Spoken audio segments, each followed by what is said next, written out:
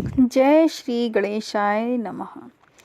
आइए सुनते हैं सकट चौथ व्रत की कथा, जो शायद है हर घर में कही जाती है।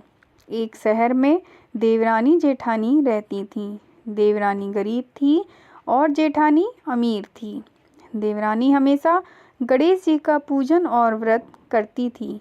देवरानी का पति जंगल से लकड़ी काट कर बेचता था। देवरानी घर का खर्चा चलाने के लिए जेठानी के घर काम करती थी और शाम को बचा हुआ खाना लेकर जाती थी।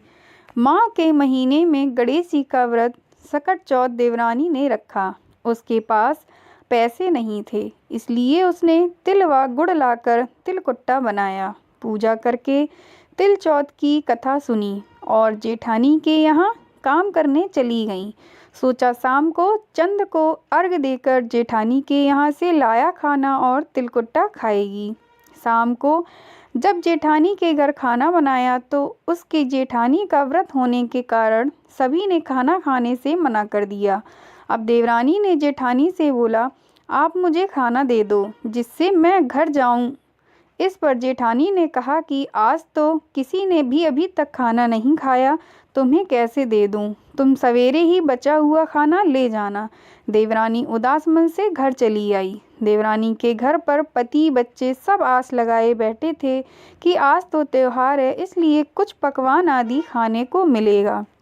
लेकिन जब बच्चों को पता चला कि आज तो रोटी भी नहीं मिलेगी तो बच्चे रोने लगे। उसका पति भी बहुत क्रोधित हो गया और कहने लगा कि दिन भर काम करने के बाद भी वह 2 रोटियां नहीं ला सकती।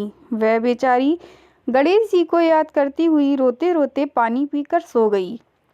उस दिन सकट माता बुढ़िया माता का रूप धरकर देवरानी के सपने में आईं और कहने लगी, सो रही है या जाग रही है? वह बोली, कुछ सो रहे हैं, कुछ जाग रहे हैं। बुढ़िया बोली, भूख लगी है, खाने के लिए कुछ दे दो। देवरानी बोली, क्या दूं? मेरे घर में तो अन्न का एक दाना भी नहीं है। जेठानी बचा खुचा खाना देती थी, आज वो भी नहीं मिला। पूजा का बचा हुआ तिलकुट्टा छीके में पड़ा है, वही खा लो। सकट माता ने तिलकुट खाया और उसके बाद कहने लगी, निमटाई लगी है, कहाँ निमटें? उसने कहा, यह खाली झोपड़ी है, आप कहीं भी जा सकती हो, जहाँ इच्छा हो वहाँ निमट लो। फिर सकट माता बोली, आप कहाँ पहुँचूँ? अब देवरानी को बहुत गुस्सा आया कि उन्हें कब से परेशान किया जा रहा है, सो बोली कि मेरी साड़ी से पोंछ लो।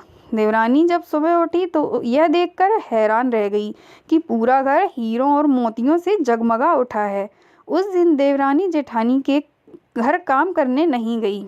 जेठानी ने कुछ देर तो राह देखी, फिर बच्चों को देवरानी को बुलाने भेज दिया।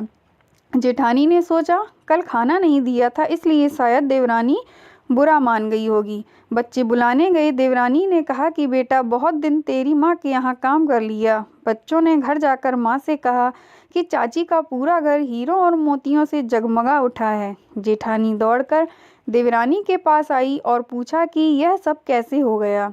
देवरानी ने उसके साथ जो हुआ वो सब कुछ कह डाला। उसने भी वैसा ही करने की सोची। उसने भी सकट चौथ के दिन तिलकुट्टा बनाया। रात को सकट माता उसके भी सपने में आईं और बोली, भूख लगी है, मैं क्या खाऊं? जेठानी ने कहा कि आपके लिए छीके में रखा है, फल और मेवे भी रखे हैं, जो चाहे खा लो। सकट माता बोली, अब निपटे कहाँ? जेठानी बोली, मेरे इसी महल में कहीं भी निपट लो। फिर उन्होंने बोला कि अब पहुँचूँ कहाँ? जेठानी बोली, कहीं भी पहुँच लो। सुबह जब जेठानी उठी तो घर में बदबू गंदगी के अलावा कुछ भी नहीं था। हे सकट माता, आपने जैसे देवरानी पर कृपा की, वैसे सब पर कृपा करना। सकट चौथ की और कहानियाँ और गणेश जी की कहानियों के लिए हमारे चैनल को सब्सक्राइब करना ना भूलें। कहानी पसंद आई हो तो लाइक और शेयर ज़रूर करें। Thank you so much all of you.